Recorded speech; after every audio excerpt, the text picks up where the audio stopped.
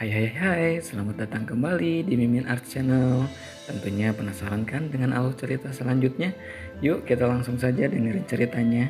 Bab 8. Di kediaman orang tuanya, Rehan baru saja pulang dari kantor. Dia berjalan menaiki tangga menuju kamarnya. Baru saja hendak merebahkan tubuhnya di ranjang, terdengar seseorang mengetuk pintu kamarnya. "Rey, ini papa. Papa masuk ya." Andre sang ayah ternyata yang mengetuk pintu kamarnya. "Masuk aja Pak," jawab Rehan yang sedang memejamkan matanya.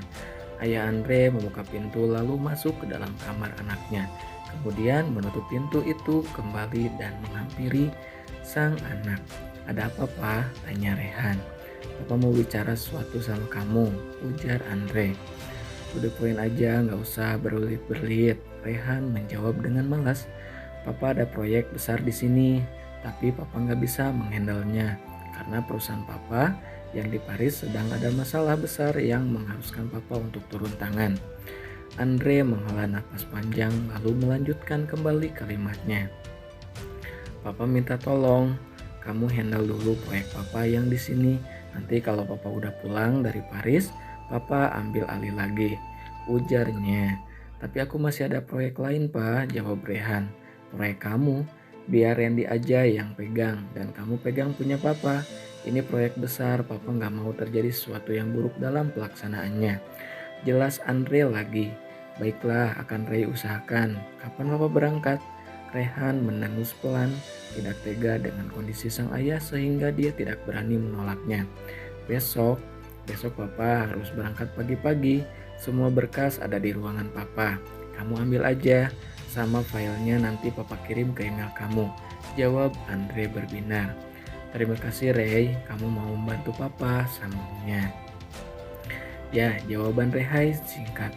Andre keluar dari kamar putranya dengan hati lega. Dia bisa fokus mengurus masalah yang ada di perusahaan cabang di Paris tanpa khawatir dengan proyek yang sedang dia kerjakan di negara ini. Andre masuk ke kamarnya, menghampiri sang istri yang menunggunya sambil bersiap untuk tidur. "Bagaimana Pak? Apa Ray mau menggantikan Papa?" tanya Rina penasaran. "Iya, dia mau mah," jawab Andre sembari meletakkan jasnya di atas ranjang. "Syukurlah kalau dia mau. Tapi Mama gak bisa nemenin Papa ke Paris kali ini." "Gak apa-apa kan?" tanya Rina pada sang suami sembari membantu melepaskan dasi yang masih menggantung di leher suaminya. "Iya gak apa-apa, Mama kan juga ada acara penting di sini. Papa janji bakal usahain buat nyelesain masalah desanya dengan cepat. Papa juga nggak tega kalau Ray mengurus banyak perusahaan sendiri. Dia juga kan perusahaannya punya banyak cabang, bahkan lebih banyak dari Papa. Papa takutnya dia nggak nemuin pasangan kalau tiap hari kerja terus," jelas Andre pada sang istri. "Iya, Mama paham. Anak kita juga sekarang sangat susah kalau ditanyain tentang pasangan. Mama pengen jodohin dia sebenarnya sama anak rekan Mama. Tapi baru rencana Pak." Rina menceritakan apa yang dia rencanakan pada sang suami. "Biarkan saja Ray yang cari yang dia mau, jangan terlalu dipaksa, nanti dia pergi lagi dari rumah Ma."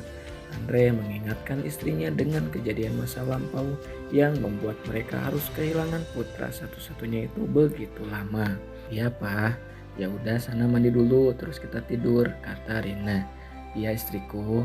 Andre mengecup singkat pipi istrinya itu lalu berlalu ke kamar mandi.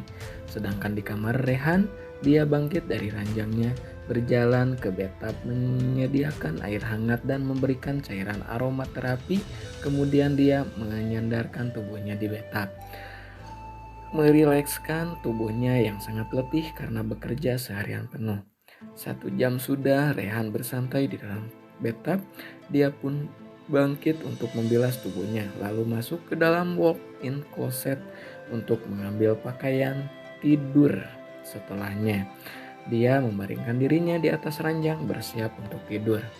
Namun saat matanya mulai bisa terpejam, dering handphone mengusiknya. Rehan mengambil handphone di atas nakas dengan satu tangan lalu mengangkatnya tanpa melihat siapa yang menelpon. "Selamat malam Tuan, maaf malam-malam mengganggu istirahat Tuan." sapa orang di seberang telepon. "Iya, ada apa?" Hanya dengan mendengar suaranya, Rehan tahu itu adalah asistennya, yaitu Randy. "Begini Tuan, tadi saat perjalanan pulang dari mengantar Tuan, saya melihat seorang perempuan di tengah jalan yang terlihat kasihan sekali. Dia bilang sedang mencari kerjaan dan belum mendapatkannya sama sekali. Saya juga sempat mengantarnya pulang ke kosan dia. Dia bilang di sini sedang merantau." Suara Randy berhenti karena terpotong dengan ucapan Rehan. "To the point aja," ucap Rehan. "Jadi saya mau minta izin untuk memperkerjakan wanita itu di perusahaan Tuan." Suara Randy terdengar sedikit takut. "Terserah kamu saja, pastikan tidak mengusikku dan tidak masuk ke dalam ruanganku," ucapan Rehan lalu mematikan sambungan teleponnya sebelum Randy kembali berbicara. Jawaban Rehan jauh dari ekspektasi Randy yang selama ini memang tidak mau menerima siapapun tanpa adanya seleksi. Tapi kali ini entah setan baik dari mana yang membuat Rehan berbaik hati menerima orang tanpa mencari tahu latar belakangnya. Sebelum ini memang Rehan dengan tiba-tiba membawa Anissa ke kantor untuk melayani keperluannya di dalam kantor. Setelah mematikan handphone dan meletakkannya di atas nakas, kembali lalu memejamkan matanya menyelami cerita indah di alam tidurnya.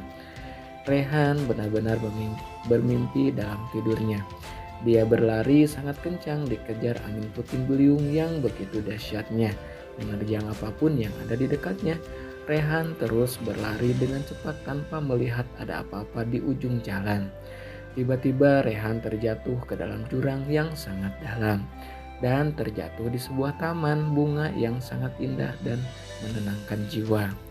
Lalu dia melihat seorang wanita dengan tubuh mungil dan rambutnya yang ikal terurai begitu indah. Sayangnya wajah wanita itu terlihat tidak begitu jelas, sehingga Rehan tidak tahu siapa wanita itu. Sang wanita lalu berjalan menghampiri Rehan dengan membawa sekuntum bunga Edelweiss dan memberikannya kepada Rehan. Rehan lalu menerimanya dan wanita itu menggandeng tangan Rehan, membawa Rehan menyusuri taman bunga yang indah. Sang wanita yang entah siapa membawa Rehan ke sebuah rumah dan masuk ke dalamnya. Rehan melihat dua anak kecil laki-laki dan perempuan yang begitu mirip dengan dirinya. Dia bingung dan bertanya kepada wanita itu, tapi tak ada satupun jawabannya. Wanita itu menuntun Rehan menemui anak-anak tadi.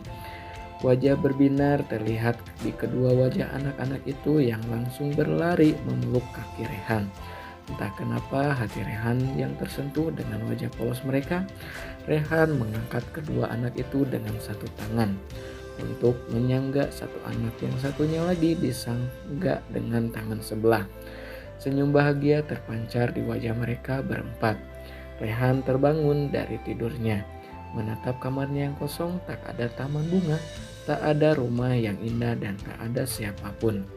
Dia tersadar apa yang dia alami adalah sebuah mimpi.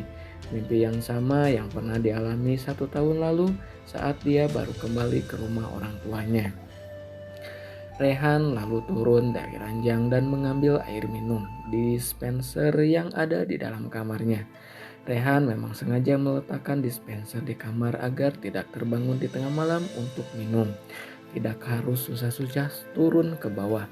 Setelah meneguk segelas air, dia kembali ke tempat tidur dan merebahkan tubuhnya. Kenapa mimpi itu muncul berkali-kali? Apa maksud dari mimpi itu? Rehan terus berpikir dengan semua yang ada di mimpinya. Tanpa sadar, dia pun kembali terlelap dalam tidurnya.